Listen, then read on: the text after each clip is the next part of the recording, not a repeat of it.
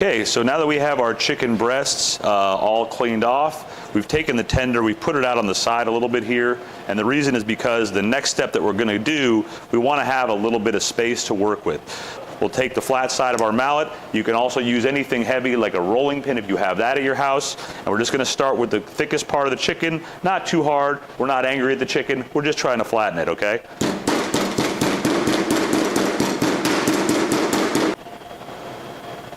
Okay, so now that we have that part done, we see the chicken got much bigger than what we started with, but everything's clean, everything's sanitary, all right?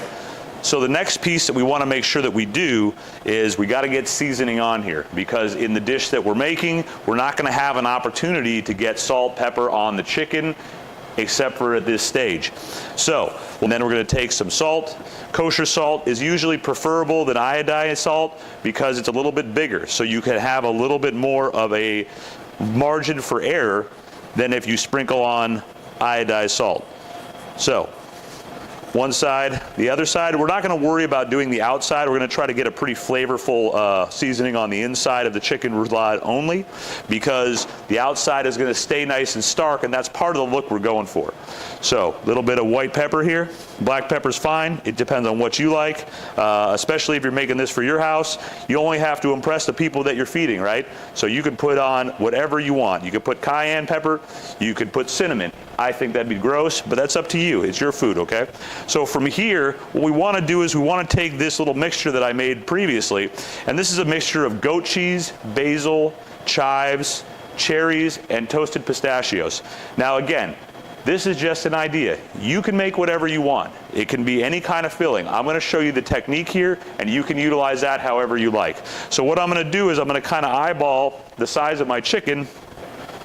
So from here, you can kind of see the interior, all right? We have some nice sour cherries, the herbs, and the pistachio nuts. And so we're going to lay one of these down kind of right in the center of our chicken, and we're going to kind of utilize that for the next step in a second, okay? Now, key to this dish is going to be that we don't have too much overlay. So in other words, we want to be able to get the chicken kind of all the way around the cheese so it stays encased.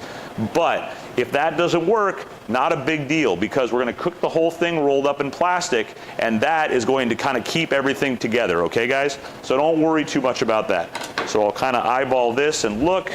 All right, I'm going to need about a quarter of this off, like so, and we'll save that for something to snack on later, okay?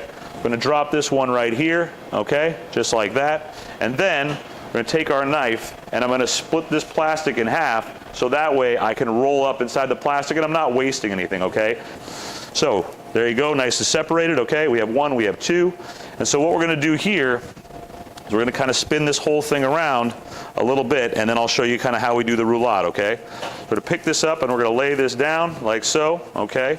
So from here, we want to make sure that we have enough space to do our work, all right? So we're going to take the plastic wrap, we're going to kind of fold that chicken over, okay?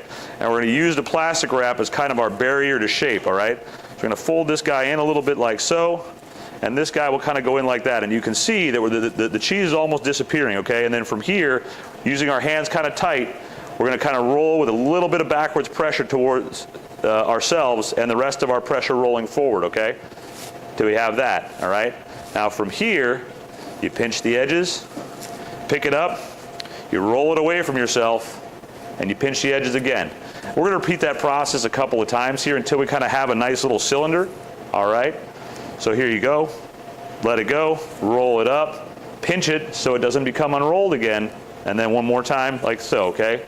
So now you guys can see, we know the cheese is in there, but like a magician, you don't see it anymore, okay? So from here, I'm going to take my hands, I'm going to pull that taut, I'm going to loop it around like so, and I'm going to make a little knot on this side, okay? And I'm going to make sure I pull that knot tight up against the chicken, like this.